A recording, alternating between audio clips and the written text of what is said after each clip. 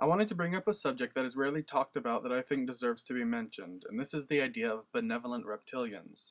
For reasons you will understand, I'm also going to bring into focus a person named David Icke.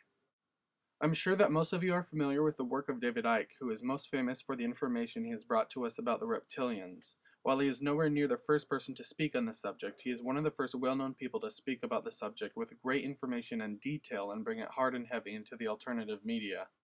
Before speaking on these subjects, David Icke had previously been a professional football or soccer player, a journalist, a sports television presenter for BBC, and most importantly, Icke was one of the four main speakers of the Green Party in England, where he was even called the Tony Blair of the Green Party. Just before he released his book titled Truth Vibrations, David Icke resigned from the Green Party, saying he was about to be the center of tremendous and increasing controversy, getting him a standing ovation. Soon after, Icke became the subject of extreme ridicule after the release of his book and appearing on The Wogan Show. So when something's shape-shifting, it shifts in the decoding mechanism by which we decode different energy fields. It's literally like changing a television channel. You've got the human field, which is obscuring the reptilian field, because they hide behind the human field, so we don't know what the hell's going on. And if I'm observing the human field, that's the prime field that I'm decoding, I will see a human. But if this becomes the prime field, suddenly, for whatever reason, I'm now decoding the reptilian field, the reptilian energy field. What is happening in my decoded system in my mind is I'm seeing a human physical form, reptilian physical form, human physical. Did you see that? The bloke's just changed into a bloody lizard.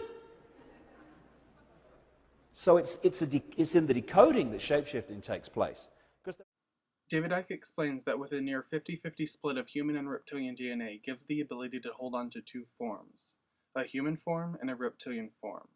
Doing a search of shapeshifting on YouTube will give you many results of many well-known people, including politicians, stars, and people in the royal family bloodline, showing what appears to be some type of actual shapeshifting taking place. Once you become truly aware of this and train your eyes to look for it, you will begin to see it all the time.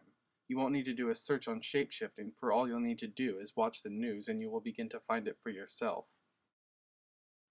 When your eyes have been trained to notice shapeshifting, you begin to realize that many in the conspiracy realm or the alternative media themselves are shapeshifters or have a high reptilian DNA in them as well. This includes many people, including Alex Jones and David Icke himself.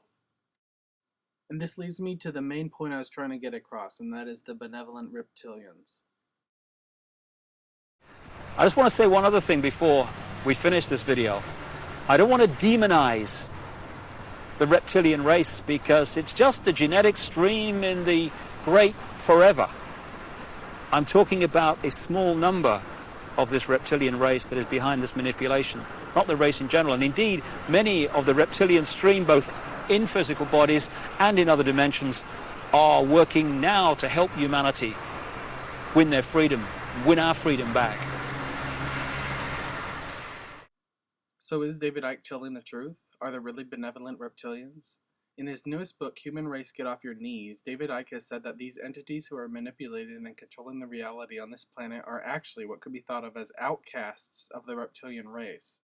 One thing I do know for sure is that just because somebody is connected through blood to the royal elite, it does not mean that they're part of their network and could very well be against it themselves. And it is quite intriguing how shamans all over the world, in altered states of consciousness, have visions of serpent-like beings. And these serpent-like beings are intelligent and they are not evil. And they appear to want to teach wisdom to the world. I'm sure you've heard the saying, don't judge a book by its cover. I'd like to add on to it saying, don't judge a person by their species.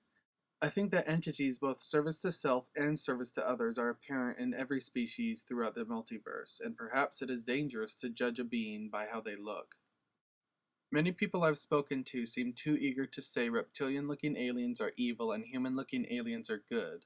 Just because a visitor looks human does not mean that they have your best interest at heart. Likewise, just because an entity is a reptilian does not mean that they don't.